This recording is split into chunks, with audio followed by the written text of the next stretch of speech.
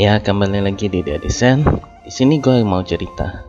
Kadang rumah yang paling indah itu bukan rumah yang langsung besar, tapi rumah yang tumbuh bareng perjuangan penghuninya. Dulu mereka mulai dari rumah di P42 di lahan 7x8 meter.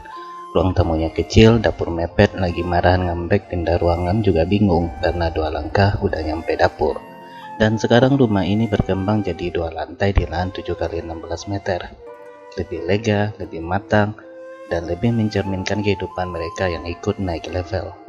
Fasadnya dibuat modern dengan aksen granit hitam kuning diagonal di bidang paling depan, bikin tampilan rumah ini kelihatan modern dengan seuprit rasa futuristik.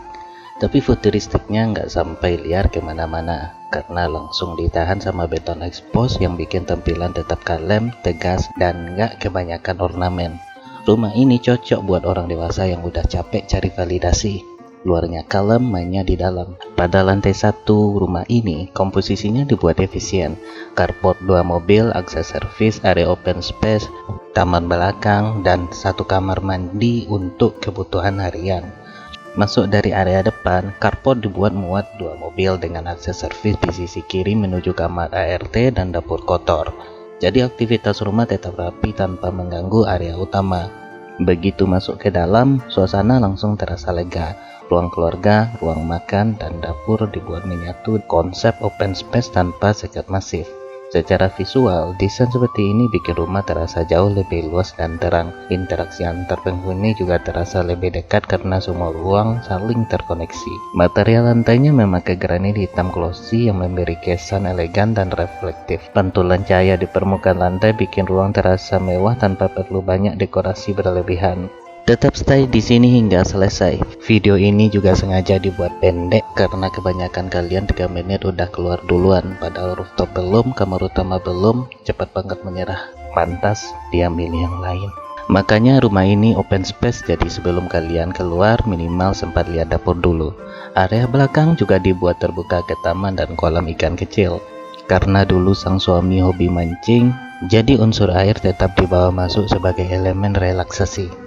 Sekarang beliau tidak perlu lagi mancing jauh-jauh lagi. Cukup duduk depan kolam sambil lihat ikan muter-muter kayak putaran hidup orang dewasa, kerja, bayar cicilan, ulang. Dan ya, satu lagi tentang open space ini, dapur dibuat tetap terkoneksi dengan area keluarga supaya aktivitas memasak tetap terasa hangat secara sosial.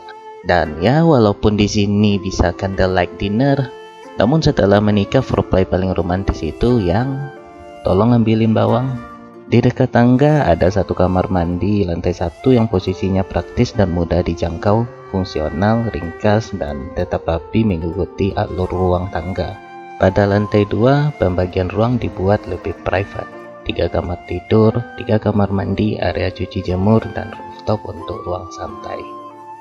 Barusan logo dia desain, takutnya kalian sampai lupa siapa yang nemenin dari tadi. Sekarang area cuci jemur ditempatkan di depan lantai 2. Ini menghadap jalan tapi tetap tertutup. Jadi fungsi aman, privasi tetap terjaga, dan tampilan fasad tidak terganggu oleh aktivitas domestik. Ini strategi yang sering dipakai di rumah modern. Ruang kerja rumah tangga tetap ada tapi tidak perlu diumbar ke publik.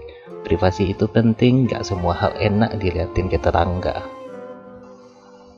Masuk ke kamar utama, suasananya langsung berubah lebih personal dan lebih tenang. Ada kamar mandi dalam, jadi privasi lebih terjaga dan aktivitas harian jadi lebih nyaman. Kamar mandi di kamar utama ini dibuat seragam dengan kamar mandi lainnya, memakai material granit hitam dengan finishing kayu di area shower. Perpaduannya bikin kesan hangat bertemu tegas. Hitam memberi karakter, kayu memberi rasa, dan hasil akhirnya terasa dewasa. Lalu ada balkon di kamar utama yang jadi nilai tambah penting. Pagi hari bisa buka baju, tarik nafas, lihat luar, dan sebentar merasa seperti orang yang hidupnya sudah tertata. Cicilan boleh panjang, setidaknya bangun tidurnya sudah di tempat yang layak untuk bermimpi. Kamar tidur anak dibuat nyaman, cukup lega, dan tanpa punya privasi. Posisinya menghadap kolam, jadi dari dalam kamar masih terasa ada hubungan dengan suasana alam di belakang. Karena kamar yang bagus bukan cuma tempat tidur, tapi tempat mereka belajar diam, bermain, dan tumbuh dengan nyaman. Lalu kita naik ke rooftop. Area ini dipakai sebagai tempat santai dengan lantai rumput sintetis, jadi suasananya lebih ringan, lebih segar, dan lebih fleksibel. Rooftop seperti ini penting karena rumah 2 lantai bukan cuma harus efisien, tapi juga perlu ruang nafas, tempat buat berhenti sejenak, ngobrol, atau sekedar menikmati sore tanpa harus keluar rumah. Tempat paling enak buat deep talk, tapi sering berujung bikin kamar anak tambah lagi.